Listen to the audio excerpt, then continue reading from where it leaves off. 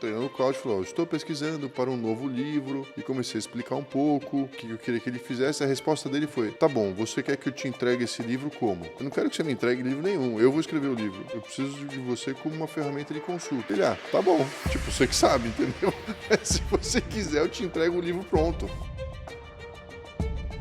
Estamos começando aqui mais um Patercast, aqui é Antônio Garcia. Que é o Abraham Huang. A gente vai falar hoje sobre a corrida pela inteligência artificial. A gente preparou aqui uma breve introdução.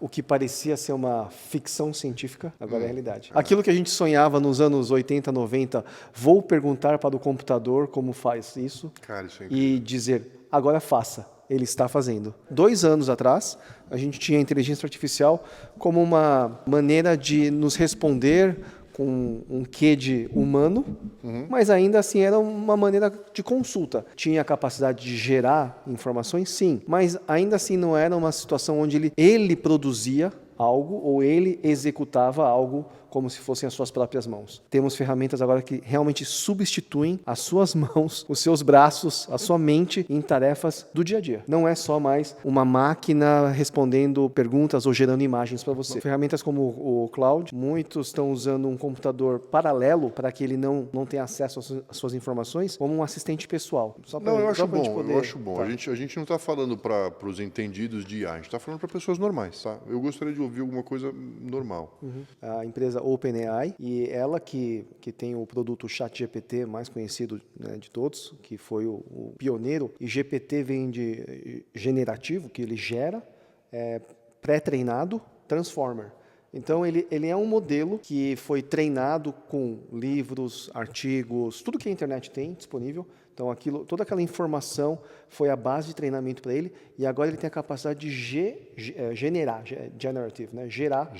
gerar algum conteúdo em cima disso. Tem vários documentários que explicam como foi esse salto tecnológico que foi dado, mas realmente antes era só um sistema de consultas, e você precisava agora de um software ou uma mente dentro desse software que pudesse interpretar aquilo não só como uma informação. Eu sei que parece estranho, mas falar é algo cognitivo para a máquina. Entender que azul não é só aquilo lá. Azul também é céu, azul também é água, azul também é uma série de conexões. E por que começaram a aparecer outras empresas fazendo a mesma coisa? Acho que uma vez que você cria esse modelo, como isso é produzido, abre-se o caminho para começar a replicar. Tem a ver também com o avanço do poder de processamento. Você precisa de uma capacidade gigante mesmo. Hoje, a demanda de energia por causa de chips que processam essas informações é absurda.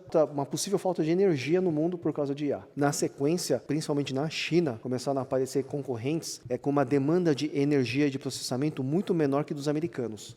Eu acho essa discussão incrível porque eu tenho sentido que a gente está indo para um lugar em que o foco das habilidades humanas vai mudar. Então, por exemplo, houve um tempo em que o foco era quem datilografava mais rápido. Antes era a caneta, então agora a gente está datilografando, então quem datilografa mais rápido tem um diferencial. Hoje, quem datilografa mais rápido, não se sabe quem é, tanto faz. A necessidade de habilidade, de skill, ela vai mudando. Vou dar um exemplo do que aconteceu comigo hoje com o tal do Cloud. Eu não uso o Cloud, eu uso o ChatGPT, mas estava lá com o Cloud e eu queria experimentar. Estou pesquisando para um novo livro. Treinando o Cloud, falou, estou pesquisando para um novo livro, e comecei a explicar um pouco o que eu queria que ele fizesse. A resposta dele foi, tá bom, você quer que eu te entregue esse livro como? Eu falei, não, eu não quero que você me entregue livro nenhum, eu vou escrever o livro. Eu preciso de você como uma ferramenta de consulta.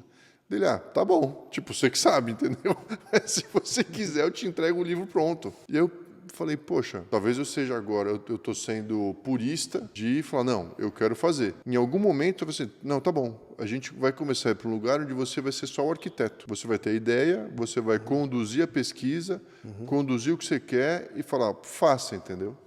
Não muito tempo atrás, quando não existia o Cloud, o ChatGPT, dentro até da literatura, até de escrever livros, você tinha vários escritores renomados que produziam muito conteúdo e eles contratavam empresas, ghostwriters, com diferentes estilos, ou compatíveis com o seu estilo, para agora transformar aquela grande ideia, a grande sacada que ele teve, criativa, que veio de muito, né, de muito pensar, mas ele precisava produzir e gerar um produto, que é um livro. E hoje a gente tem isso de maneira... Então, o status quo para a produção de livros subiu. A gente está aqui gravando num estúdio fotográfico, que é fotografado shootings de moda, shootings de produtos, e que uma IA pode produzir minutos. No caso de produtos, às vezes até segundos, os stills. Mas, ainda assim, precisa de um diretor de arte, precisa de alguém que vá direcionar a produção desses conteúdos.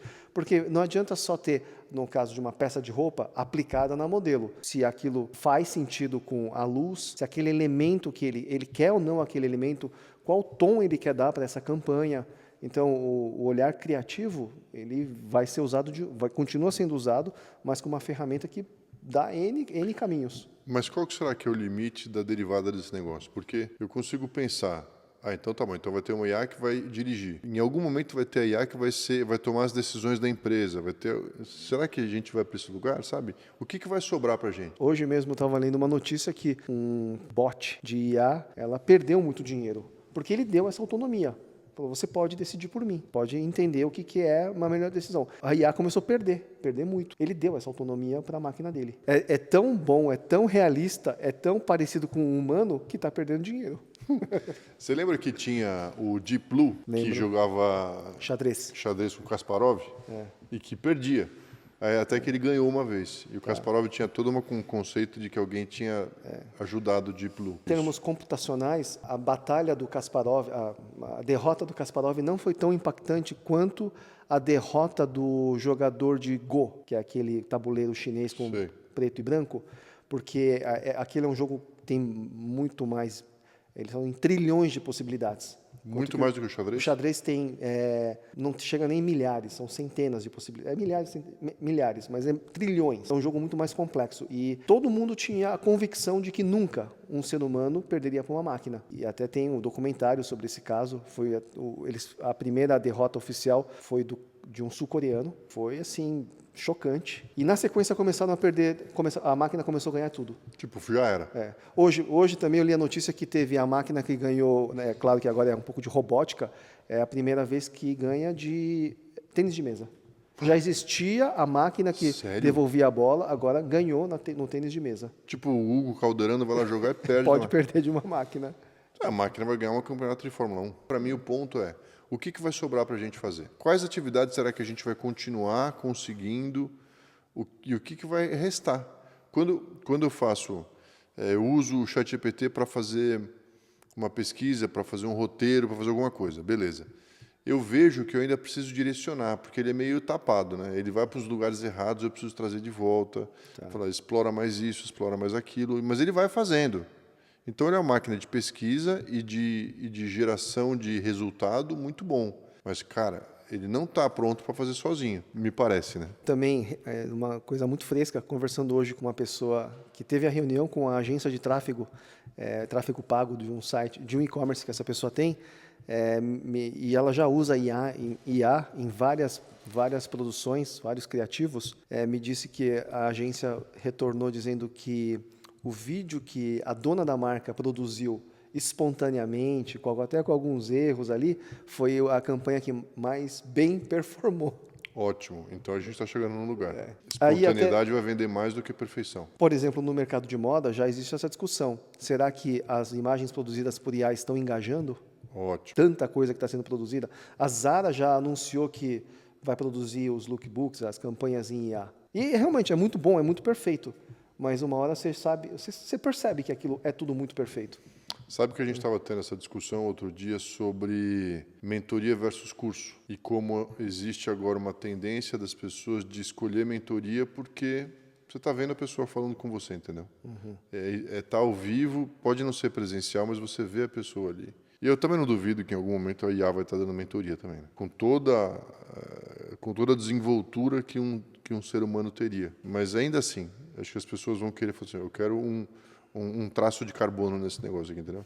Eu preciso de um DNA do outro lado. Por outro lado, existem algumas outras áreas. Eu conversei com um médico que me disse assim, eu confio mais na IA para analisar imagens de radiologia do que o profissional humano. Ela tem um acervo de milhões de referências do mundo todo e consegue encontrar padrões na imagem com muito mais rapidez, precisão e, por causa desse acervo, possibilidades do que um médico local. Então, eu assisti um filme ontem com a Paula, que é um filme novo do Chris Pratt, que tem um juiz que é uma IA. Mas o que eu achei interessante é que o gut feeling, né, que é a intuição, a IA não consegue ter, que é procurar onde não faria sentido procurar. E aí o filme endereça isso. Falou assim, cara, o toque humano, entendeu? Só que o toque humano, ele serve para 5%. Tem uma massa que vai no padrão e na lógica. Então, eu não sei se a gente vai acabar sendo empurrado para um cantinho. Essas coisas aqui são humanas, né?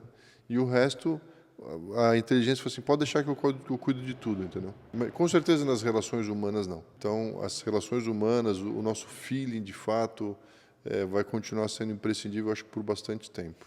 Queria trazer um outro ponto de IA, mas um pouco distante do que a gente está falando. Muitos estão dizendo que a IA é insustentável. Começando pelas empresas de IA que estão sendo negociadas na Bolsa, negociadas com investidores com margens muito absurdas de venda do preço da ação versus o lucro da empresa, está muito inflado e por isso que já se fala em estourar a bolha da IA. De maneira perfeita, ideal, o investidor vai procurar uma coisa que é 1 para 1. Sim. Mas não tem. As grandes empresas elas vão ter esse ágio, mas 40 vezes. Então, ou seja, as empresas de IA não estão ganhando tanto dinheiro como parece que estão. Exato. Mas a OpenAI tem prejuízo, não tá? Ela opera prejuízo. Tá bom. E quando que elas vão ter? Talvez nunca. Vai passando de mão em mão, o último paga a conta. Vocês podem ver que a gente não é expert no assunto, a gente está passando pela superfície do assunto de uma forma que possa ser entendido. Eu tenho certeza que a gente vai voltar nesse tema várias vezes ainda ao longo desse ano, porque é um tema muito, muito atual e vai se manter atual por muito tempo ainda. Se gostou desse episódio, curte, compartilha e obrigado por estar aqui com a gente. Até a próxima.